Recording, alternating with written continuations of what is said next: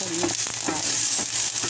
So, ayan, nag-isa ko na ang bawang sa onion. Lagyan natin ng hipon. Saka, ito ang sausage. Yan lang ang halo natin, guys. Napakasimple. Dapat marami pang seafood, pero wala. So, ganyan lang.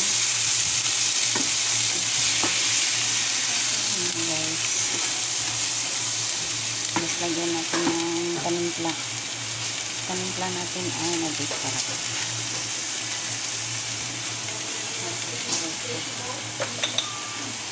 Ito ang brown black pepper.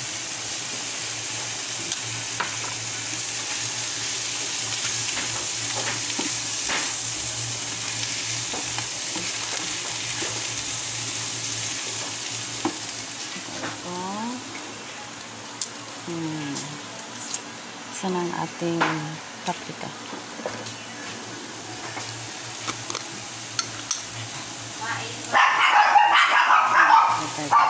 Tingnan natin para makulay-pula.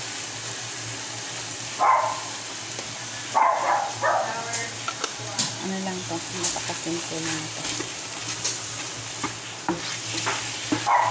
Lagyan natin ng konting turmeric.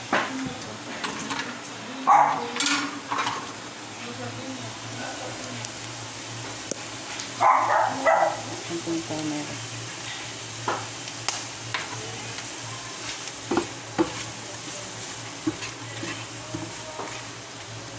So, nilipat na natin to, guys, kasi may timpla na. Lipat na natin.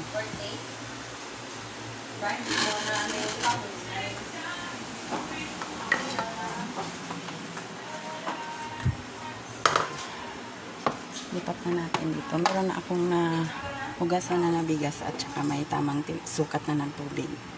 So, ibuhos na lang natin. Try kong ibuhos, guys. Sana hindi masayang.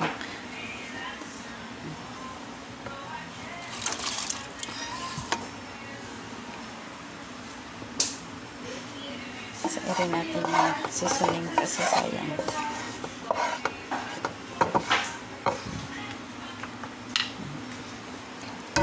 Ay, sorry guys.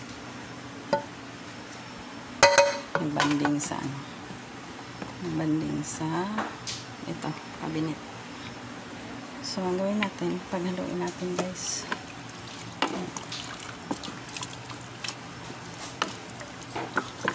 Lagyan pa natin ng konting asin kasi baka matabang.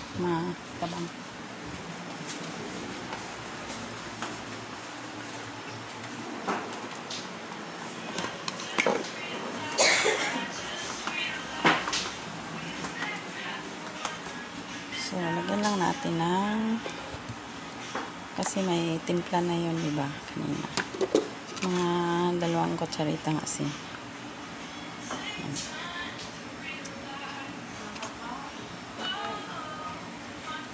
Tapos, lagyan lang natin ng konting toyo, guys. Okay, guys. So, ang toyo gagamitin natin ay more rapid seasoning. Kunti lang din. Baka umalat. Di baling matabang, huwag lang umalat. Kasi mahirap yung maalat. Yan. So, yan lang. Pwede magdagdag kapag maalat. Mahirap pag tanggal ng alat sa pagkain. Pero pwede magdagdag. So, haluin lang natin. Ayan. Masarap na yun pag natapos, guys. Kasi mix na yung ulam at saka kanin. So, yun lang. Simple ng recipe natin. Thank you so much, guys, for watching. So, i-on na natin ang rice cooker.